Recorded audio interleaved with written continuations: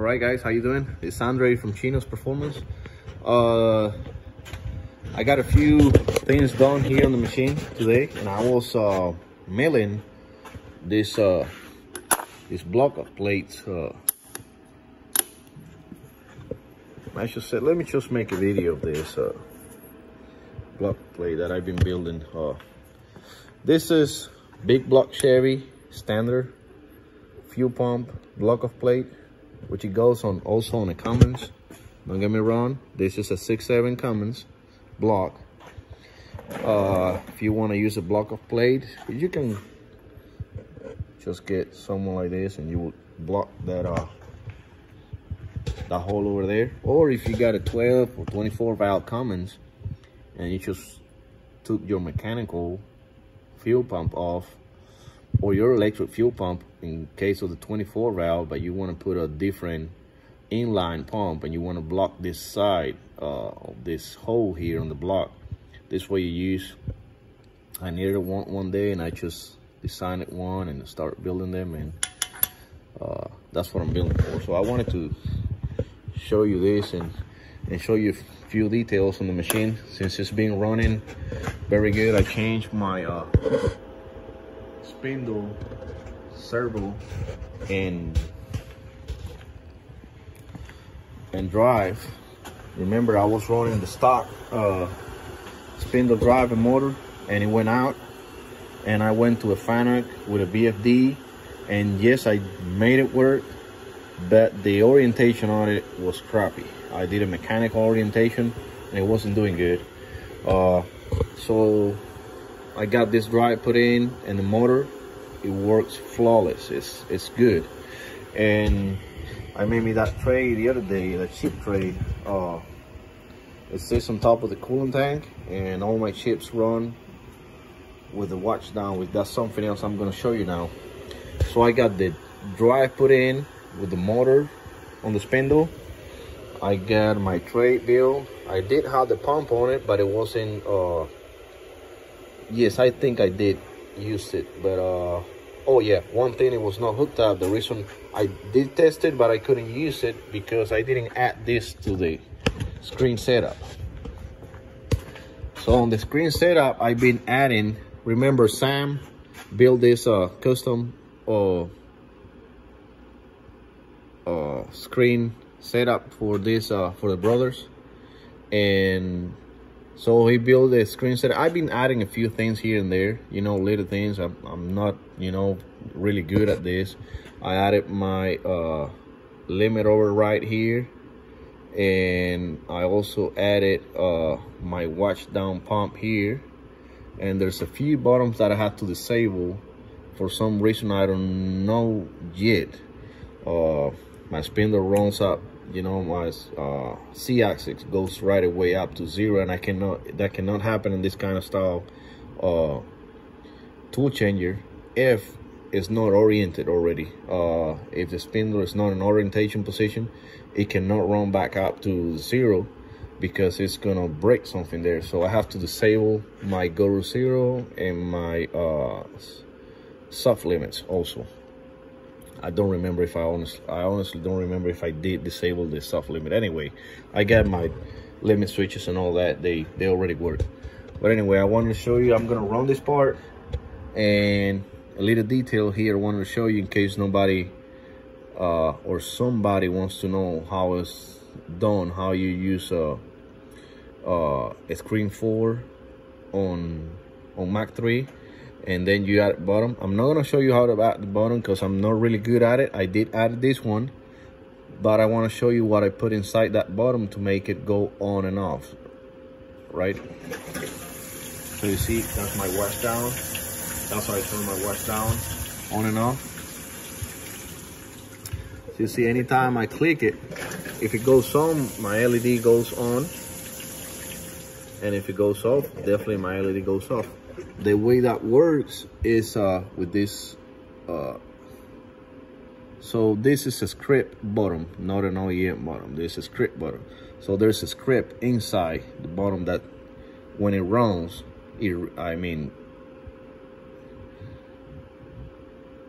when it runs, it reads whatever you write on it. So the way I wrote it is it's pretty simple. I've been learning this, you know, in the last few years, and I still suck on this. I mean, but I can still build, you know, little things like this. And one of them is this one. So you just write, if you get OEM LED 78, which is that LED that I show you that will come on and off, LED 78, then deactivate output 5. That means if this crate, I mean, if you hit that bottom, this crate is gonna run. If your LED is on, it's gonna deactivate output 5, so our pump is gonna go off. Else, deactivate output 5. That means activate output 5. Else, you would activate output 5. That means if your LED is off, because it's the contrary of this here, then it's going to activate it, and it will be all the way around in a cycle. Doing anytime you click it, it's gonna read it depending on your LED. That's what's gonna happen. So it could be right a different way, but I just wrote it that way. So I'm gonna say no changes to it, and that's how it works. So my LED is off, I turn it on. When my LED is on, and I pass the code again, then it goes off. Well, anyway, I'm gonna run this part, which is the same one right here, and we'll see how it goes. They'll be coming out pretty good. I didn't change much stuff on this machine when I kind of rebuilt it. I kept the same bolt screws and the same ways and all that, and it's not really quiet. It's not a quiet machine. The spindle is quiet. It was really loud at first, but you know, I put new bearings on the spindle, which I was really concerned about it, and it's got new bearings on the spindles and a few bearings here and there, but most of the important stuff is on the back of the machine, which is the controller back here. That's what I kind of concentrate myself on most of it. I'm running BFDs on both of my pumps. I already made a video on it, and I'm only running 40 hertz on both of the pump, and it's plenty of coolant. Like, it runs out like a waterfall. And the CNC 4PC control board, it works good. I gotta put my little cover on it so it looks nicer. But anyway, I also got my alarm for my drive set up already. I didn't have that on the last few videos or whatever. I don't know if you noticed that, but they were not on. So now it's set up, so just for any reason, I'm gonna try it. Let me see if I'm on. Yeah, we're on, and we got the emergency. So emergency, no, it's not put in. It's what I'm gonna do. I'm gonna pull, just for saying X, I'm gonna pull it off, and I'm gonna hook it back up. I hope you can see. See, it triggered my emergency right away. So if it will be a fault and the drive goes to emergency, to alarm state, my emergency is gonna be triggered right away on my control board. So they kind of, you know, mashing on whatever happened. That in case the carousel is not turning, because I don't know if you notice, I'm not running the 3-phase motor on my carousel. I'm running that stepper drive or motor or whatever. That's what I'm running on the carousel. So if any of them triggers when I'm doing a tool change or stuff like that, the machine is gonna stop, and I should be able not to break nothing on the machine. So I'm really happy with that. The only thing I got to hook is, see right here, I got my alarm from my spindle drive, which I'm gonna hook it to the control board here, the C76.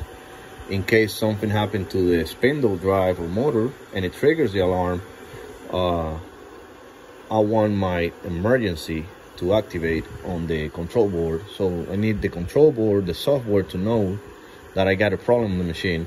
It's just not a complete open loop.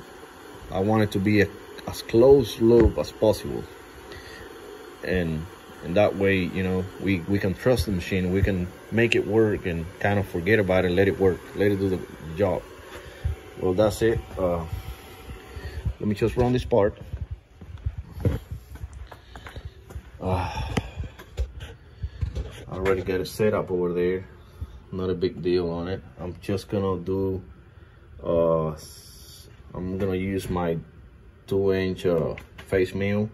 I'm gonna do a really small skin pass just to kind of polish the top of that aluminum stock over there, and then I'm gonna use the same tool to rough out the rest of the part. So we're gonna rough out all of that, which is not much, but I'm not gonna change tools. I don't want to waste time on going to a 1/2-inch tool or 3/8. I'm gonna use the 3/8 to do the little pockets here, but that's it. I don't want to waste time on changing tools just for that, you know, that little bitty area over there. We're gonna rough it out on the 2-inch. I think it's 5 or 4,000 or 6,000 RPM, I don't know. Anyway, I'm gonna use the same face mill to rough out that, and then we're gonna do some drilling and all that. So I'm gonna let it run on whatever I wrote the program, which I think it was 75 inches per minute. I'm gonna change my code because it's gonna be the backside, and I'm gonna load the one I want. There it is. It changed to the position where that the stock is. It's right on offset G55, but I've been machining those, so it was on offset 2. It's gonna go back to offset 1, which is G54 right here. Hopefully you can see it. And let's run it. Let's run it.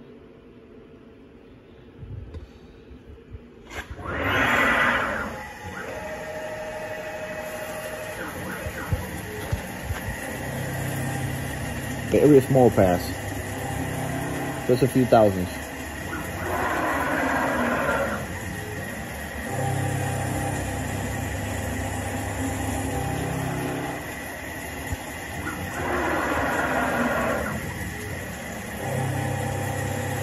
That's a 2,000 RPM, 50 inches a minute on that skin pass.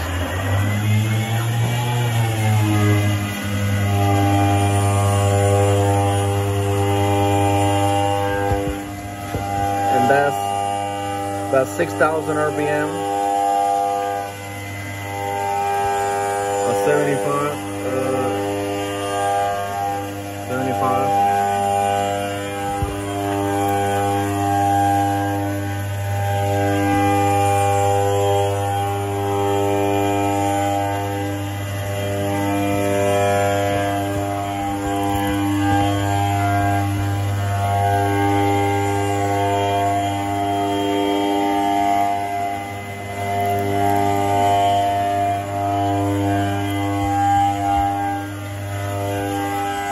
Turn my wash down.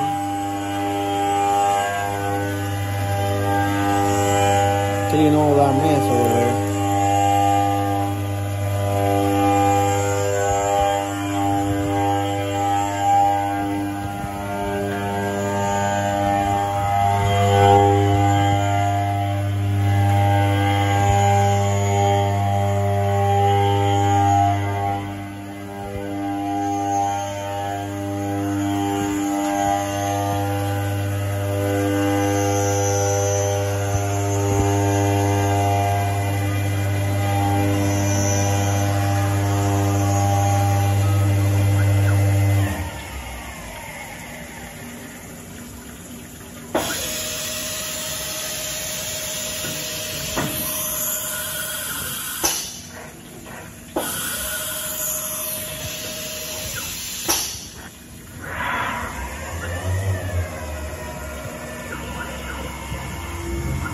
spot drill.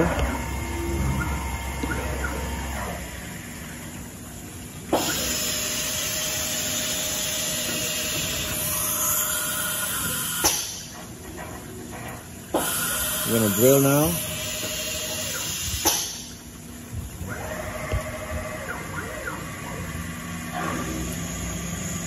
No pecking.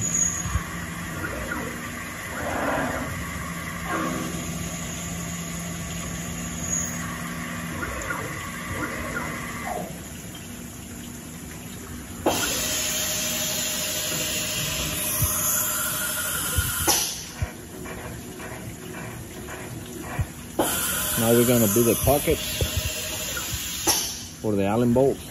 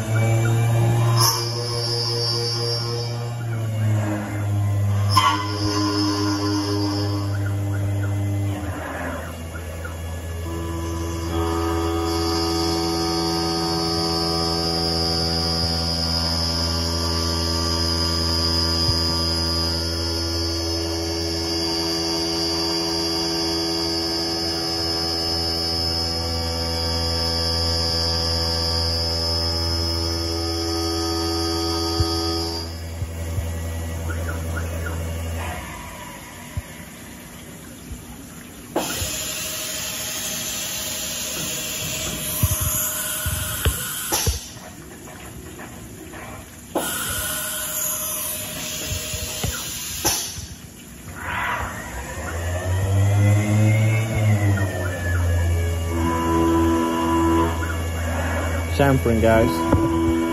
I believe this might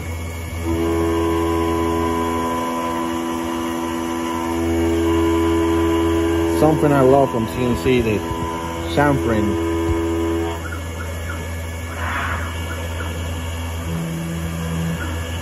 And you know we can't miss that. We gotta put our name on it.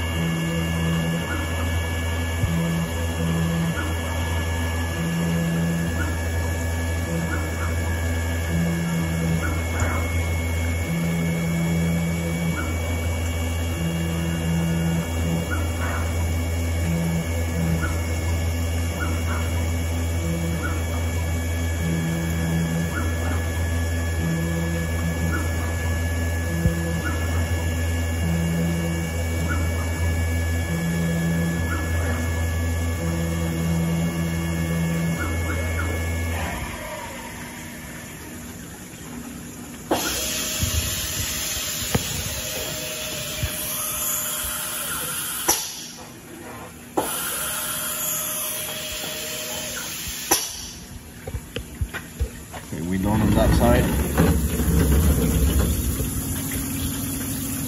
That's how the wash down working.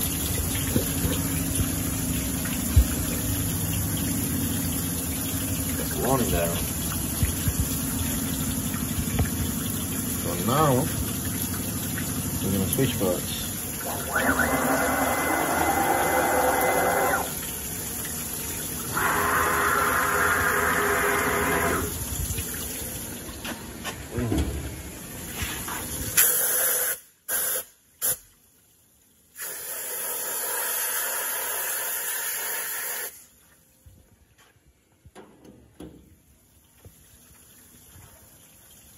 Turn off.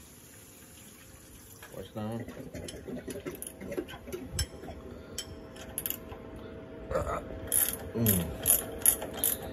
Doing this on one hand. No good. Just gonna put it over there. Got my jaws done already. Just gonna. That's gonna be my offset 2.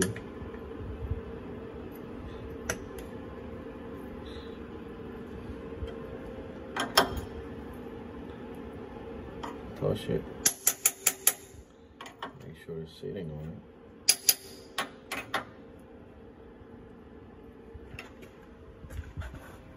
Tight. And then we are gonna call our the other program, the back side of it.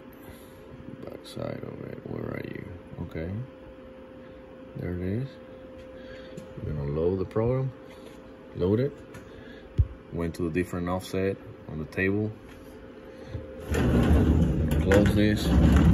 It's gonna run on the same tool, because what we're gonna do is I'm gonna take 150 thousandths off the back. That's how I was holding it on. I'm gonna take those 150,000 and then I'm just gonna chamfer, you know, after I cut it, and then the part's gonna be done. So I'm gonna do one pass at 75,000 and then another pass at another 75,000. That's gonna be 150, and then we're gonna chamfer that and just gonna call it.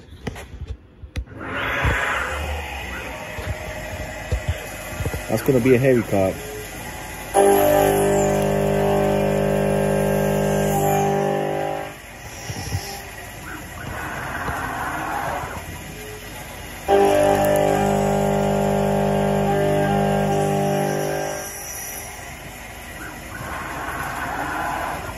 That's 75,000 at 50 inches a minute.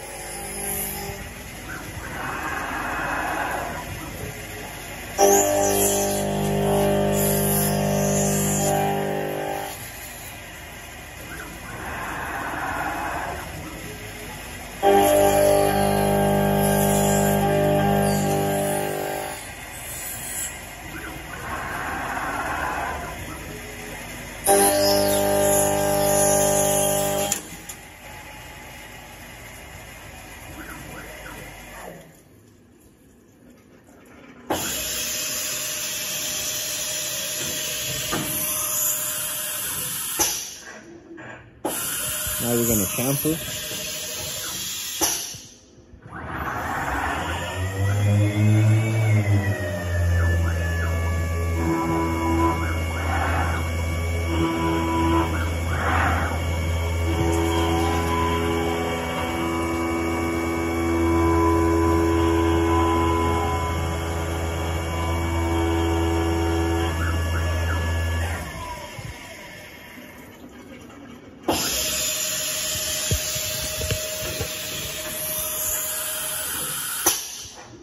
You always go back to the first tool. I could change that on the pulse processor on Bobcat, and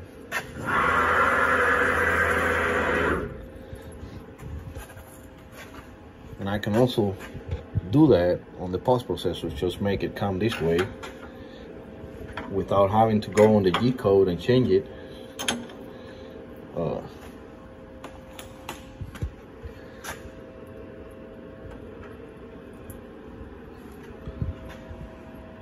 There you go, guys.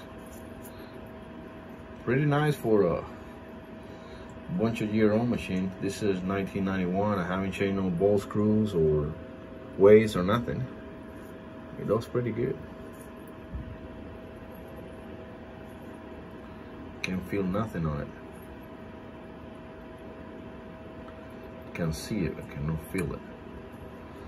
Can see more on the other side, the front side. That's probably the laters or whatever. Well, anyway, we already got a bunch of those. I mean, of this. So I don't think I'll be machining another one. But that's it. Well, I hope you like it. I hope you get any information from it. And feel free to comment and ask me any questions. If I know, I wish I can, hope I can answer it. And this is a really long learning curve for me, but